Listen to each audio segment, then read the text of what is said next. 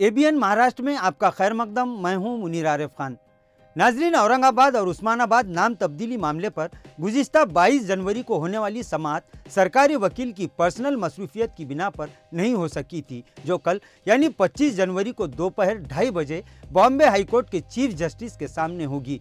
इस दौरान नाम तब्दीली मामले को अदालत में चैलेंज करने वाले तमामी पेटिशनर्स लगातार वकाला के साथ आइंदा का रोड मैप तैयार कर रहे हैं। वहीं सुनवाई इसलिए भी अहम मानी जा रही है क्योंकि इस सुनवाई के दौरान तमामी वकाला अदालत को यानी चीफ जस्टिस को इस बात से मजीद वाकिफ करवाएंगे कि किस तरह हर दिन किसी न किसी तरीके से अदालत के आदेश की धज्जियां उड़ाई जा रही है।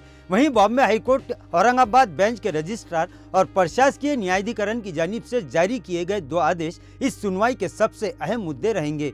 नाजरीन, मुहिब्बान औरंगाबाद और मुहिब्बान उस्मानाबाद ने वकला के साथ साथ अदालत से दरख्वास्त की है कि वो इस मामले पर जल्द ही अपना फैसला सुना दे। ये फैसला जो भी हो, आवाम इस फैसले के सुनने के लिए बेचैन है। आवाम का कहना है कि जिला और डिवीज़न मुकदमे की सारी सुनवाई मुकम्मल हो चुकी है और अदालत ने इस मामले पर अपना फैसला भी महफूज रख लिया है।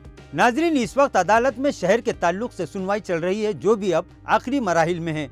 लिहाजा उम्मीद तो यही की जा रही है कि 25 जनवरी की सुनवाई के बाद अदालत कोई ना कोई फैसला जरूर सुनाएगी, लेकिन ये 25 जनवरी को होने वाली सुनवाई के बाद ही तय होगा। इधर पेटिशनर की जानिब से पैरवी करने वाले तमामी वकला भी अदालत से इस बारे में कुछ खास दलीलों पर बहस करने के लिए तैयार है। रही बात इस मामले पर हुकूमत के रवैये और सरकारी व खानगी इदारों के मनमानी फैसलों की, तो ये बात तो सभी जानते हैं कि इस मामले को लेकर जो कुछ भी हो रहा है वो पूरी तरह से अदालत के अहकामात के खिलाफ और कानून के मुताबिक नहीं है। लिहाजा ये बात 100% कही जा सकती है कि अदालत इस मामले में कानूनी दलाइल और सबूतों के साथ साथ दस्तूर की दफात को सामने रखकर ही अपना फैसला देगी।